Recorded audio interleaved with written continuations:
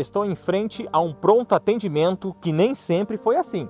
Em 2020, a correria, o desespero e a dor transformaram cenários rotineiros em um verdadeiro caos, um colapso na saúde pública. A falta de oxigênio transformou hospitais em verdadeiras zonas de guerra. Era uma corrida contra o tempo, com médicos e enfermeiros lutando para salvar vidas em meio ao caos. Assim começava a luta contra a Covid-19, uma doença que mudaria o mundo.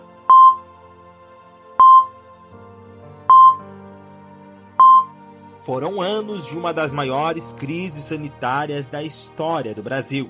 A Covid-19 deixou um rastro de destruição, mais de 700 mil mortos e mais de 3 milhões de infectados. Uma tragédia que marcou o Brasil para sempre. Estamos na cidade de Quatro Barras, que fica aproximadamente 22 quilômetros de Curitiba. Viemos conhecer a história da Camille, uma jovem que perdeu seu pai durante a pandemia causada pela Covid-19. E viemos entender como tudo aconteceu na época e como ela tem vivido após essa perda 5 anos depois. Ela já está nos aguardando. Vamos entender um pouquinho melhor a história dela e mostrar para vocês, telespectadores, o que aconteceu de fato, que foi um ano muito difícil. Tudo bem, Camille? Tudo bom, Thiago? Obrigado por aceitar o meu convite. Imagina, eu que agradeço. Camille, eu sei que não é tão fácil de você falar sobre esse assunto, mas você que perdeu seu pai menos de um mês depois que ele foi internado, conta um pouquinho pra gente como que você recebeu o diagnóstico que ele estava com Covid. Na verdade, nós estávamos já meio apreensivos, né? Porque naquela época qualquer tosse, qualquer sintoma que fosse parecido com aquilo que a gente já ouvia falar e que via na TV, né? Via nos noticiários, nós já ficávamos apreensivos. Então, quando o meu pai e a minha mãe começaram com os sintomas, nós já começamos com aquele pensamento, pode ser que seja Covid. E quando foi feito o teste que deu positivo, assim, foi um choque, né? Foi um choque, porque todos os noticiários a gente via a gravidade da situação e de tudo, né, o que estava acontecendo. Meu pai era muito de futebol, então nós íamos bastante em campo de futebol, ele gostava. Apesar de ter 69 anos, ele era bem ativo nisso, né? Ele gostava de pescar bastante também. E ele sempre foi um exemplo de homem, de caráter, de hombridade, de palavra.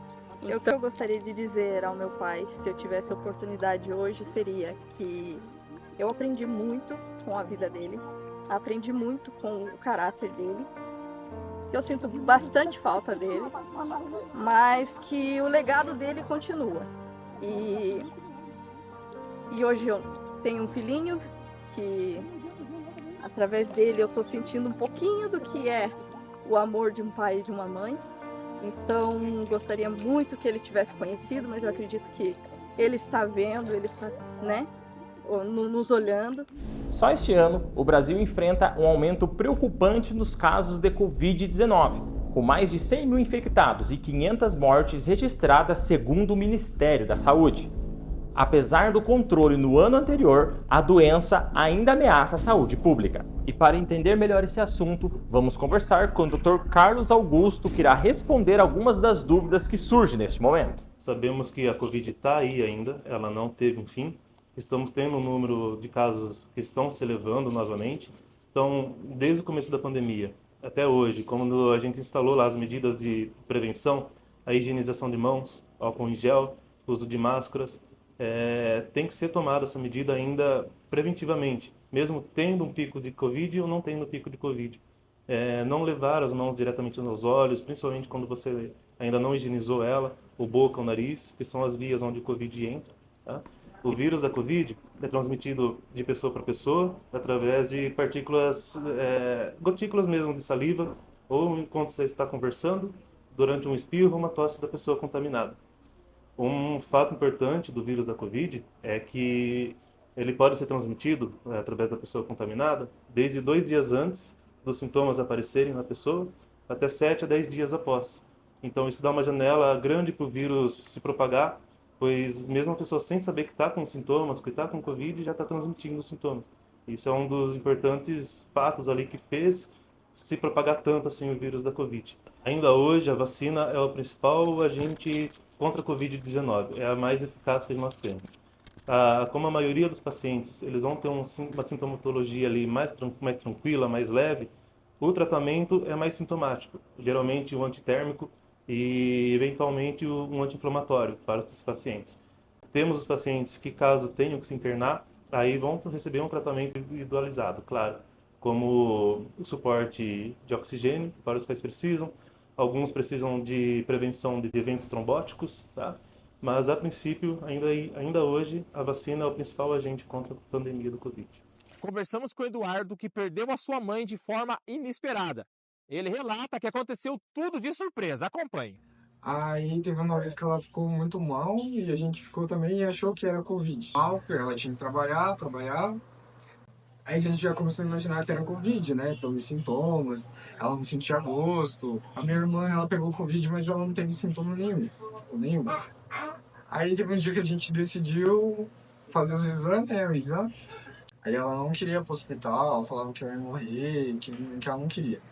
Aí meu avô levou ela pro hospital, passou nem uma semana, não deu nem uma semana e ela morreu. Só que os médicos falavam que ela ia ficar bem, falavam pro meu avô, pra minha avó, que ela ia entregar ela viva, que ela tava melhorando e que tudo ia dar certo. Em 2020 tava toda aquela preocupação, né? Ninguém sabia como se prevenir, o máximo que sabia era do álcool. Todo mundo desesperado, né? Se chegava num lugar, tipo, tinha 2 ou 3 pessoas ali, o povo já ficava assim. Você espirrava ali, tipo, no frente do povo, você já ficava com medo de achar que você estava com a Covid. Então era tudo esse desespero, né? O comércio foi fortemente impactado pelo lockdown. Tiago, proprietário de uma pizzaria, precisou se adaptar rapidamente para superar as dificuldades e manter o seu negócio de pé. No começo foi bem difícil, a gente teve que fechar as portas, teve que mudar o nosso formato de trabalhar, teve que ir atrás dos clientes, foi bem complicado. O aumento dos produtos subiu demais as coisas, eu tinha bastante medo mesmo de ter que fechar as portas, né? Tive que mudar todo o formato, eu mudei até de ramo, porque tudo que era do passado não valeu para mais nada, né? Agora é tudo internet, online. A vida ela vai continuar, mesmo com saudade. Foi algo que realmente marcou as nossas vidas, a vida de muitas pessoas. Mas o que eu tenho a dizer é: dê valor à família, valorize as pessoas que estão ao seu lado, os pequenos momentos. Isso é a única coisa que nós iremos levar.